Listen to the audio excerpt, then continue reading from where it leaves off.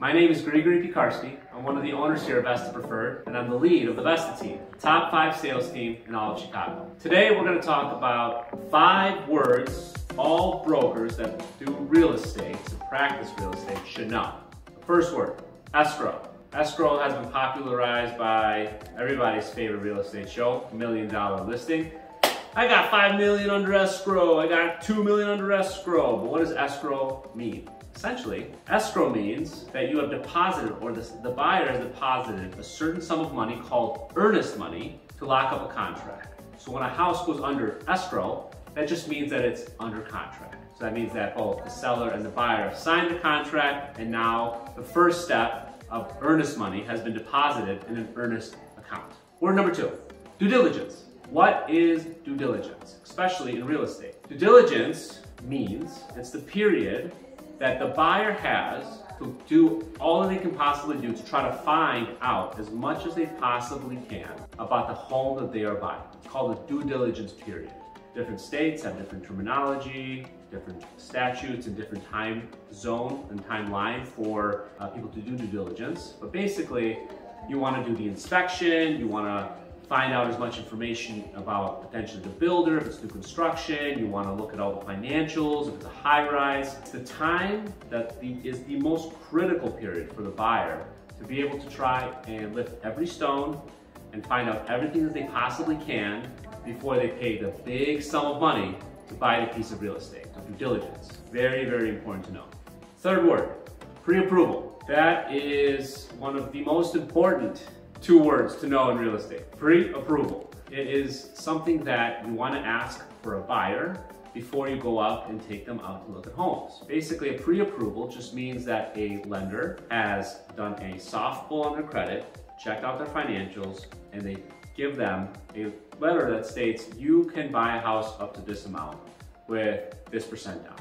Pre-approvals kind of vary with their language or whatever, but the pre-approval is a document that gives you, the agent, the confidence to work with the buyer, knowing that what you're showing them they can actually buy.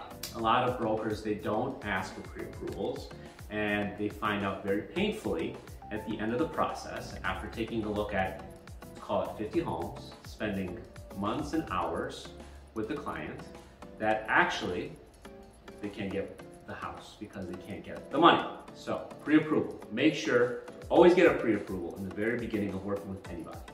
Number 4, CMA, comparative market analysis. Comparative market analysis means that when a buyer wants to buy a house, well, how do they know that the house is worth what the seller is asking? It is on the buyer's agent's side to do something called the CMA, comparative market analysis.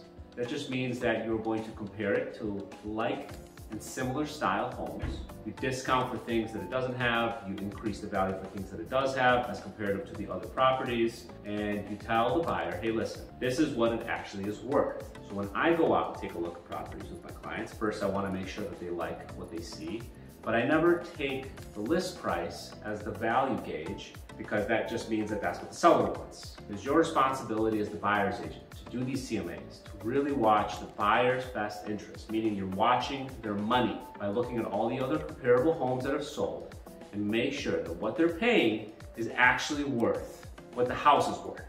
CMA, comparative market analysis. 5th word, recurring costs. Recurring costs just means the reason that the buyer has bought the house, it's the first piece that got the buyer there. So that means that you as the agent, if you're the recurring cause, you're the one that brought them there for the first time, and that they've seen the house for the first time because of you. You would be the recurring cause. There's been cases in the past that I've actually had where when I bring a buyer through, the listing agent goes, you look a little familiar.